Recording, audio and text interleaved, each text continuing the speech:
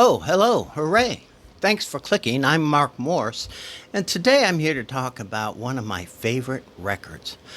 This is part of my Albums I Love series, and these are about albums that I really cherish and have withstood the test of time. I just never get tired of these records. And today, I'm talking about Alice Cooper's Billion Dollar Babies. Now, this record came out in 1973. I often talk about how Welcome to My Nightmare was the first record I ever bought, but it's not the first I ever heard. I would go over to my sister and brother-in-law's house and listen to records, and I'd heard this many, many times. I have so many stories associated with this, and I'm going to talk about these stories probably more than I'll talk about the record. This is an absolutely fantastic, hard-rocking record. Lots of theater, lots of humor. What I liked about Alice Cooper, I don't know if you guys remember when Alice Cooper first hit the scene big, but there were so many crazy stories about Alice. And I think it was the first time I felt like I was in on the joke, and maybe my parents didn't understand Alice like I understood Alice, and I had a sense of humor about it. My dad did not like Alice Cooper, made the same joke every time he heard Alice Cooper's name. Who's she? I bought this record probably a couple years after it came out. I would have been, 12 or 13 years old. The version I got was a quadrophonic record. Well, my brother-in-law had a quadrophonic stereo, but he didn't have very many quadrophonic records. And he says, hey, bring that over. We can listen to it. And so I brought it over, and he was just amazed by it. He says, it sounds like they remixed this whole thing. See, it sounds like even the vocals are different. And just recently, I've looked this up and researched, and they indeed mixed it differently. They did do some vocals differently on some of the songs. They edited some of the songs, so it was kind of a different record. What I remember about the quadrophonic version is sitting in the middle of the floor, and on the song Elected, when it goes, elected, elected, elected, it was going around and around like that. Really impressed me. It was very cool. Let me talk about the songs on the record. Then I want to tell you a couple stories about this record. Starts off with Hello, Hooray. That was written by a Canadian artist by the name of Rolf Kemp. And Judy Collins had actually done a cover of this song first. Then it goes into Raped and Freezing, song about sexual assault, but kind of with a twist. And then Elected was a big song off of here. And then the title track, Billion Dollar Babies. Just love this song. The album name came from the band being so shocked that they fell into money. They just never thought they would be as successful as they became. And so nobody expected them to be billion dollar babies. But great song. Then Unfinished Suite, a really wonderful song about dentistry with sound effects. The side two starts off with one of my all-time favorite Alice Cooper songs. And this is Alice Cooper while it was still the band. It wasn't Alice Cooper hadn't gone on to do a solo career and keep the name, but this was the Alice Cooper when it was still a band. No More Mr. Nice Guy. This song amused me so much, but it inspired me too, because I was kind of a shy, awkward boy. But this song gave me some gumption, because I would say to myself in troubling situations where maybe I was being kicked around a little bit, I'm like, no more Mr. Nice Guy, and love that song to this day. Generation Landslide, another favorite Maybe even more than No More Mr. Nice Guy, though that's a tough one. I love Generation Landslide, just a great song.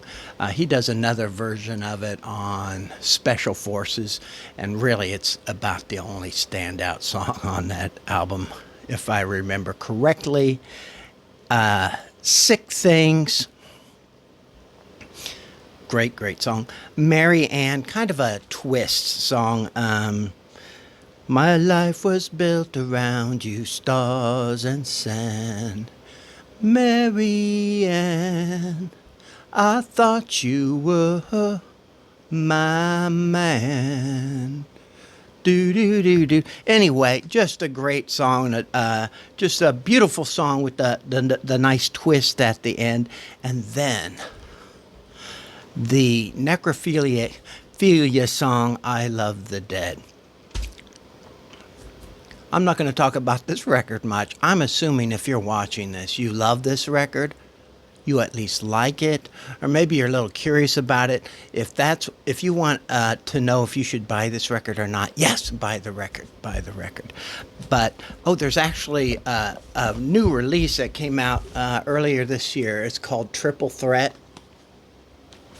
and it's remastered with a 1973 live performance. Great record. I was so excited to get it. But let me tell you these stories. So, like I mentioned, my father did not like Alice Cooper. My mom, on the other hand, was pretty cool with Alice Cooper. I've told that story. I'm not going to tell it again. But because my father hated Alice Cooper so much, I had a room upstairs. And usually I'd blare the music, but when I played Alice Cooper, I'd put the headsets in because I didn't want him. He was particularly angry when I played Alice Cooper. So I put the headsets on like I have on now. Well, every now and again, I'd just be laying on my back on the floor, my head on a pillow, my eyes closed. I would start singing along with the songs. And you know how terrible everybody sounds when they have headphones on and they're singing along and they think they're doing great, but actually they sound terrible and they're singing very loudly. I was singing the chorus of "I Love the Dead." Eyes closed, flat on the floor, my head on a pillow. What my dad would do when the music was too loud upstairs, there was a light switch downstairs and he'd flick it on and off, and that meant turn the damn music down. Well, my eyes were closed, so all he was hearing was my off-key voice shouting out, "I love the dead," over and over and over again. Next thing I know, I'm laying on the floor peacefully singing to this necrophiliac song. I feel a kick to my ribs. And I open my eyes. My dad is like 6'3", 6'4". I was probably about 110 pounds, soaking wet at this time, about this thin. And I look up, and there's my dad looking down at me. I take the headphones off, and he just looks at me and he says, "Knock it off." And he walked downstairs. That's my first story. So my best friend in junior high and high school was a guy named Brian Ferguson, and we loved Alice Cooper. Well, one time in high school, I'm telling him, you know what, I have this quadrophonic recording, and it sounds different than your record. And so he wanted to borrow the record. I give him the record. First of all, he keeps it a really long time, which makes me nervous. I don't like to loan things. But he finally gives it back to me, and I can tell he felt guilty about something.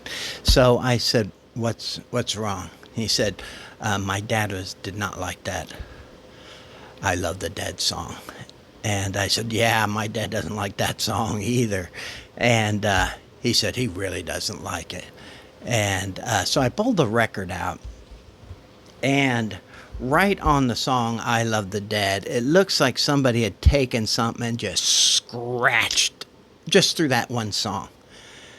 And I said, what the hell happened? And he said, my dad was playing it, or I was playing it. My dad came in. He told me to turn it off. We got into an argument. He picked it up, and apparently he grabbed a little paintbrush, and he pushed it so the steel part of the brush was on there and just scraped through that song. And he said, you won't be listening to that song in this house again. And I said, did you tell him it was my record? And he said, yeah, I did. And he said, Mark doesn't need to be listening to that either. Well, I was pretty angry, but I'd had run-ins with Brian's dad before. I was not going to challenge his dad on this or ask him to buy me a new record.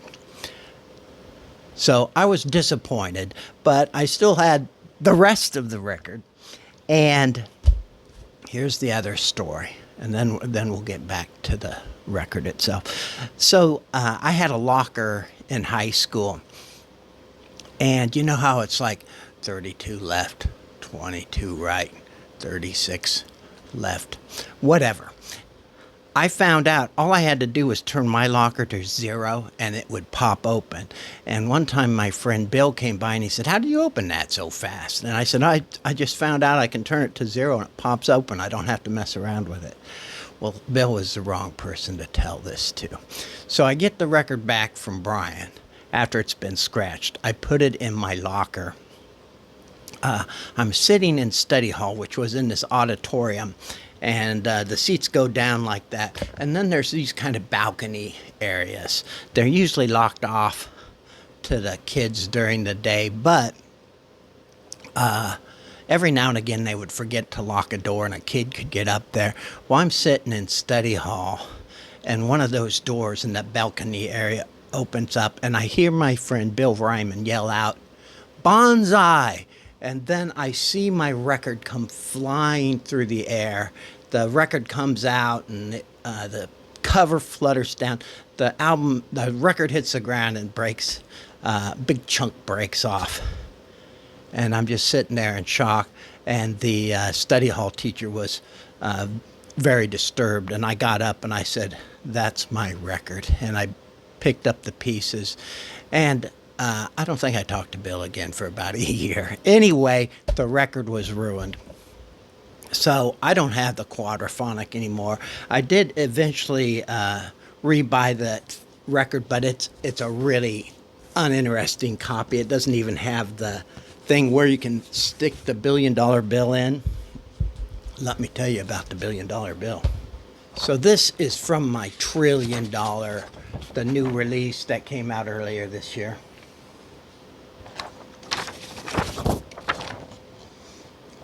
And then the inner sleeve has lyrics on it. Those lyrics are so good. Very funny.